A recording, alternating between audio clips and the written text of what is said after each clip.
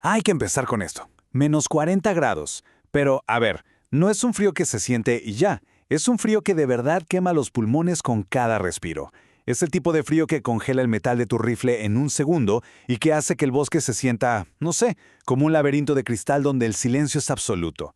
A esta temperatura, la guerra no es solo contra otros soldados. La primera batalla, la de todos los días, es simplemente por sobrevivir. Así que este número no es un dato más. Créame, es el mismísimo campo de batalla. Y ese era nuestro mundo en noviembre de 1939. Mientras las potencias grandes se preparaban para lo peor en Europa, la maquinaria militar más gigantesca del planeta, el Ejército Rojo, se lanzó sobre mi país, Finlandia. Esta es la historia de cómo una nación pequeña, contra todo pronóstico, le plantó cara a un gigante soviético en medio de un invierno brutal. Ahora, pónganse en los zapatos de un soldado soviético por un momento. Les prometieron que esto sería un paseo, un desfile militar de 2 semanas. Stalin estaba pero tan seguro que hasta dio órdenes de no pasarse por accidente a Suecia. Pero en lugar de un paseo triunfal, se toparon con algo para lo que nadie los preparó. Un pantano congelado, bosques que no terminan nunca y un enemigo que parecía desaparecer en la nieve.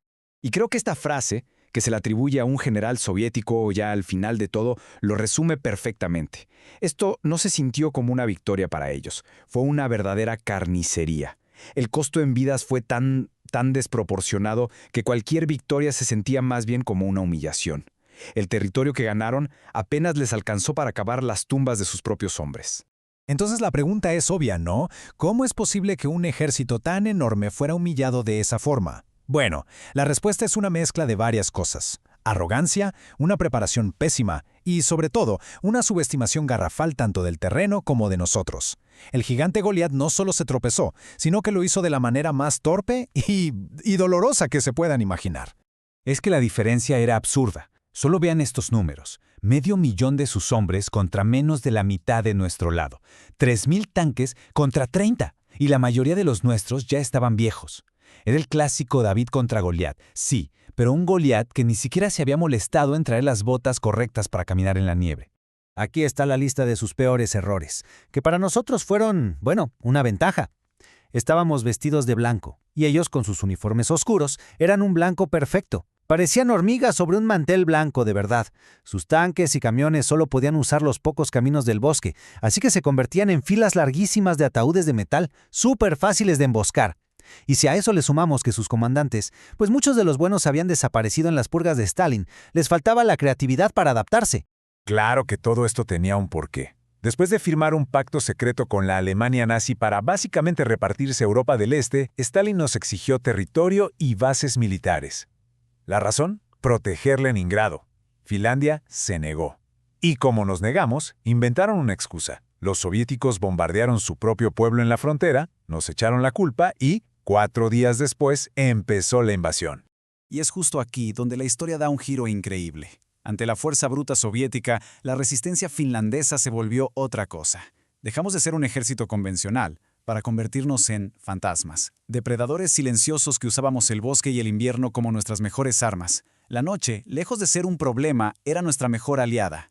Nuestra táctica más famosa y letal fue la moti. En finlandés, moti es como un montón de leña apilada. La idea era simple. Dejábamos que sus largas columnas de tanques y soldados se metieran profundo en el bosque. Luego, desde los lados, pequeños grupos de soldados en esquís atacábamos puntos clave para cortar la columna en pedazos. Esos pedazos, esos moti, quedaban atrapados, rodeados, sin comida, sin ayuda y a merced del frío y de nuestros ataques por la noche. Y si algo demuestra nuestro espíritu, es esto. Cuando el ministro de Exteriores soviético, Molotov, dijo en la radio, con todo el cinismo del mundo, que sus aviones no tiraban bombas, sino cestas de pan para ayudarnos, la respuesta fue inmediata. ¿Ah? ¿Nos trae la comida? Bueno, pues nosotros ponemos la bebida. Y así nació el cóctel Molotov, una simple botella de gasolina que en nuestras manos se volvió un arma antitanque sorprendentemente efectiva. Y entre todos los fantasmas que acechábamos en la nieve, había uno cuyo nombre se convirtió en un susurro de terror para el Ejército Rojo. No era un general ni un soldado de élite, era un granjero, un hombre llamado Simo Häyhä. Para nosotros era una leyenda, para ellos era simplemente la muerte blanca. Este número es el punto clave. Más de 500 bajas confirmadas, un solo hombre. con su rifle, sin mira telescópica, causó más bajas que batallones enteros. Es difícil medir el impacto que tuvo en la moral del enemigo. La sola idea de que él pudiera estar observando desde cualquier punto blanco del horizonte era suficiente para paralizarlos de miedo. Lo suyo no era magia, para nada. Era disciplina pura y dura, forjada en ese frío infernal. No usaba mira telescópica porque el reflejo del sol podía delatarlo, y además se congelaban. Se metía nieve en la boca para que el vapor de su aliento no lo hiciera visible. Detalles, pequeños detalles que lo convertían en un fantasma. Él era el ejemplo perfecto de nuestra lucha. O te adaptabas o morías. Pero seamos realistas. El espíritu y las tácticas tienen un límite cuando te enfrentas a un enemigo con recursos casi infinitos.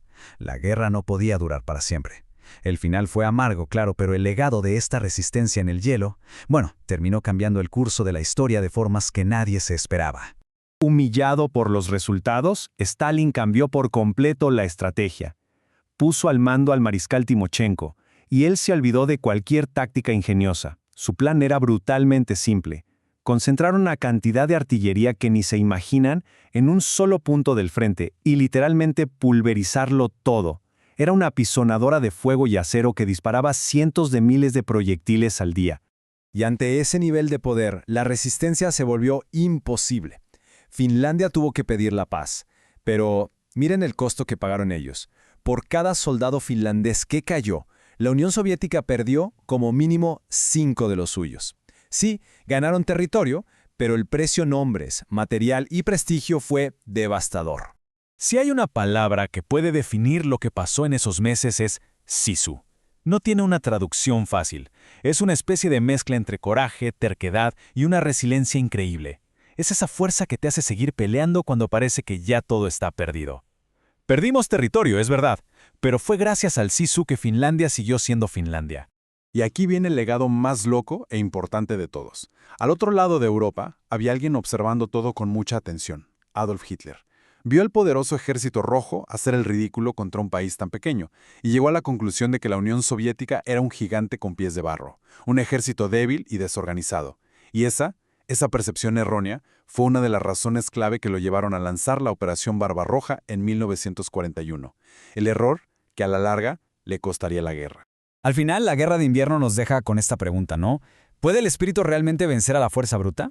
Finlandia no ganó como en las películas, pero su espíritu indomable le costó una fortuna al invasor y salvó al país de ser borrado del mapa. Demostró que en la guerra, el coraje y la inteligencia del soldado que está en el terreno son factores que nunca, jamás se deben subestimar.